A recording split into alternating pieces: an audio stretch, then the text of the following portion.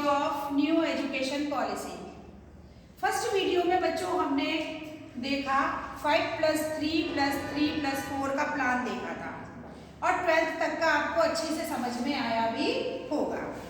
आज हम बात कर रहे हैं ग्रेजुएशन लेवल की। अब आप देखिए ग्रेजुएशन में जिसको हम बीए बोलते हैं, बीए बोलेंगे या बीएससी बोलेंगे या बीटेक बोलेंगे। अगर हम बीए करते हैं तो 3 इयर्स में करते हैं, अगर हम बीटेक करते हैं तो 4 इयर्स में करते हैं, अगर हम बीएससी करते हैं तो भी 3 इयर्स में करते हैं। लेकिन यहाँ पर आपका जो ग्रेजुएशन है वो 4 इयर्स प्लान है। 4 साल का आपका ग्रेजुएशन होगा।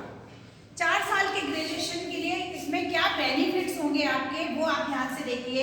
सपोज आपने फर्स्ट ईयर किया, ठीक है, और फर्स्ट ईयर करने के बाद घर में कोई परेशानी आ गई या कुछ ऐसा हुआ कि आप पहली साल ही कर पाए और आपका पढ़ाई ड्रॉप हो गई, तो उसमें क्या होगा, आपको आफ्टर फर्स्ट ईयर के बाद आपको एक सर्टिफिकेट मिलेगा 1 साल का कि आपने फर्स्ट ईयर किया है। अभी तक क्या है, ये बीए बीएससी बीटेक जब आप करोगे तो अभी तक क्या है, जब तक आप 4 साल 3 साल कंप्लीट नहीं कर लोगे तब तक आपको कोई भी सर्टिफिकेट या कोई भी मार्कशीट आपके फाइनली हाथ में नहीं आएगी। लेकिन यहाँ अगर आपकी कोई प्रॉब्लम बनती है कि आप वो जगह छोड़कर चले गए, अब आप पहली साल ही पढ़ पाए हो, तो पहली साल ही अगर आपने बीए की है तो यू फाइंड सर्टिफिकेट, आपको क्या मिल जाएगा, 1 साल का सर्टिफिकेट मिल जाएगा। अगर आपने 2 साल कर लिए हैं बीए के और उसके बाद आप नहीं कर पाए हो, आपको क्या मिलेगा, एडवांस सर्टिफिकेट, यानी कि एडवांस सर्टिफिकेट आपको 2 साल का मिल जाएगा। ये भी बेनिफिशियल है भाई, हमने आधा बीए का कोर्स तो किया ही है कम से कम। अगर आपने 3 इयर्स कंप्लीट किए हैं तो आपको डिग्री मिल जाएगी बीए की। 4 साल पूरे नहीं किए, अभी तक हमें डिग्री कब मिलती है, जब हम पूरा बीए कर लेते हैं।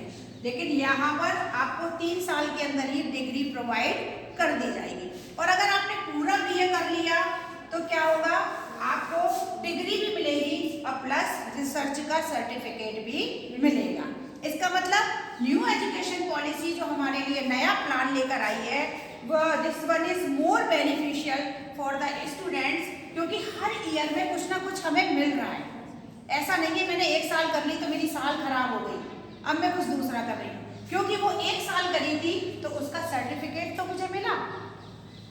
अगर मैंने 2 इयर्स कंप्लीट किए थे तो मुझे एडवांस सर्टिफिकेट मिला। ऐसा नहीं है कि कोई भी डिग्री हमारे हाथ नहीं आई।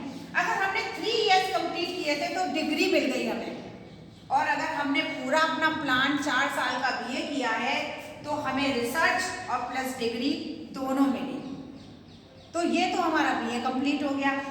अब मास्टर डिग्री की बात हम करते हैं, जैसे हम एमए करते हैं तो 2 इयर्स में करते हैं, एमएससी करते हैं तो 2 इयर्स में करते हैं, तो आपकी जो मास्टर डिग्री एमए है वो 1 साल की रह गई। अब 2 साल आपको नहीं लगेंगे, तो यहाँ आपका कोई लॉस नहीं हुआ। अगर यहाँ 1 साल बढ़ गया है तो यहाँ 1 साल लेस भी हो गया है, यानी कि 5 साल के अंदर आप ग्रेजुएशन और पोस्ट ग्रेजुएशन कर पाएंगे। यहाँ आपका 1 साल हो गया और यहाँ आपका क्या हो गया, 4 साल हो गए। तो 4 साल में आपने ग्रेजुएशन कंप्लीट किया और हर साल में आपको कुछ ना कुछ मिला है। ऐसा नहीं है आपकी साल यूं ही करा दी। मास्टर डिग्री में 1 ईयर प्लान है और अब एमफिल करने की जरूरत नहीं है। पहले क्या करेंगे, एमफिल करेंगे और उसके बाद पीएचडी करेंगे। अब आप डायरेक्ट पीएचडी कर सकते हो। पीएचडी यानी कि डॉक्टरेट, नाम से पहले डॉक्टर लगता है। जो पीएचडी है उसके लिए आप पहले एमफिल का फॉर्म भरोगे, उसे क्वालिफाई करोगे, देन आप पीएचडी करने के लिए जाओगे। अब 1 साल की एमए करने के बाद आप क्या करोगे, पीएचडी के लिए जो है अपना नामांकन करा सकते हो और पीएचडी कर सकते हो। तो ये जो न्यू एजुकेशन पॉलिसी की जो प्लानिंग थी वो प्लानिंग इतनी बढ़िया थी। मिस्टर निशंक पोखरियाल जिन्होंने ये बताया कि ये न्यू एजुकेशन पॉलिसी हमारे लिए बहुत कुछ लेकर आई है। तो बहुत कुछ लेकर आने में सेकंड वीडियो में मैंने आपको बताया कि ग्रेजुएशन लेवल पर कहीं आपको कुछ लॉस नहीं होने वाला है। इसके अलावा पेपर का जो पैटर्न है वो पूरी तरह से चेंज कर दिया गया है। अभी तक क्या होता था, जो पेपर होते थे उसमें एमसीक्यूज भी होते थे, 1-2 मार्क्स के भी क्वेश्चंस होते थे। अब उन्होंने क्या कर दिया कि 50% तो MCQ हो गया पेपर में और 50% में आपको डिस्क्रिप्टिव जो लॉन्ग आंसर्स है वो लिखने को आएंगे। तो इससे नुकसान तो उन लोगों का हुआ जो चैप्टर नहीं पढ़ते हैं, फायदा उन लोगों का हुआ जिन्होंने एक बार उस चैप्टर को थोरोली रीड कर लिया है, अच्छे से पढ़ लिया है, तो वो आसानी से 4 ऑप्शन है उसमें एक पर आसानी से टिक कर पाएंगे। फॉर एन एग्जाम्पल, एक क्वेश्चन हमने किताब में पढ़ा कि दांडी मार्च हुआ था 1930 में हुआ था, महात्मा गांधी ने आंदोलन चलाया था, ठीक है। ये मैं आपको एक छोटा सा एग्जाम्पल दे रही हूँ। अब आपको 4 ऑप्शन मिलते हैं कि दांडी मार्च 1930 में हुआ था, किसने चलाया था? जवाहरलाल नेहरू ने चलाया था, सुभाष चंद्र बोस ने चलाया था, भीमराव अम्बेडकर ने चलाया था, महात्मा गांधी ने चलाया था। अब हमने कहीं 10th में या पहले कभी एक लाइन पढ़ ली थी कि ये दांडी मार्च तो महात्मा गांधी ने चलाया था, हमारा वो पुराना पढ़ा हुआ काम आया और हमने आराम से टिक कर दिया। तो जो पढ़ने वाले बच्चे हैं उनको तो 50 नंबर इजीली मिल जाएंगे, और जो नहीं पढ़ने वाले हैं यानी कि चैप्टर को रीड करना है। प्रोफेशनल एजुकेशन भी दी जाएगी। प्रोफेशनल एजुकेशन क्या होती है? जैसे कि मान लिया किसी बच्चे का पढ़ाई में इंटरेस्ट नहीं है तो पढ़ाई के साथ साथ उसको टेक्निकल काम भी सिखाया जाएगा।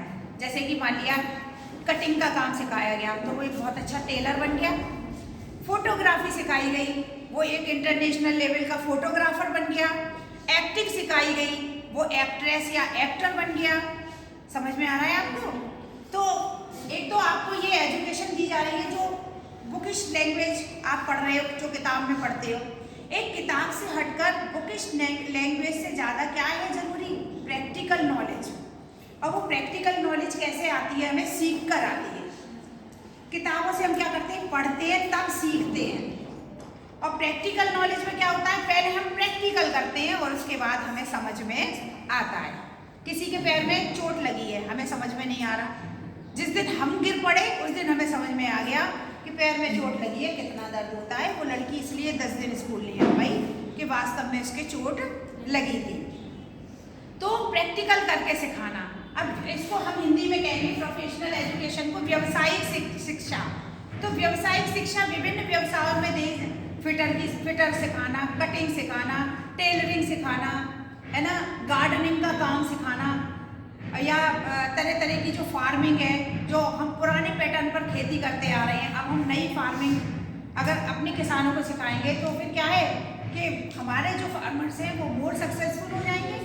अभी वो सिंपल क्रॉप उगाते थे, अब वो ऐसी ऐसी क्रॉप्स उगाएंगे जिनकी डिमांड मार्केट में होगी और वो अधिक से अधिक पैसे को बनाएंगे। तो वास्तव में ये जो न्यू एजुकेशन पॉलिसी है हमारे लिए जो भी प्लान लेकर आई है वो हमारे लिए बहुत ज़रूरी है। और हम फिर एक बार मोदी सरकार का धन्यवाद करते हैं कि इतने सालों से जो प्लान पड़ा हुआ था और जो सक्सेसफुल अमेंडमेंट पास नहीं हुआ, वो मोदी सरकार की जो टाइम था उसमें ये प्लान आया और वास्तव में ये प्लान बच्चों के लिए सक्सेसफुल वर्क करेगा, क्योंकि सारे सब्जेक्ट पढ़ने को मिलेंगे तो हर क्षेत्र में आपको ज्ञान होगा। अगर मैं अपनी बात करती हूँ तो मैं आर्ट्स के फील्ड में मास्टर हूँ। अब आप मुझसे मैथ की बात करेंगे तो मेरी समझ में नहीं आएगा मैथ। आप मुझे साइंस की बात करेंगे तो साइंस मैंने 10th लेवल तक पढ़ी होगी। लेकिन अब आप क्या कर सकते हैं? साइंस, मैथ, हिस्ट्री, ज्योग्राफी, जो आपका जी करे अपने हिसाब से उसको पढ़ सकते हैं, अपनी फ्यूचर की प्लानिंग कर सकते हैं।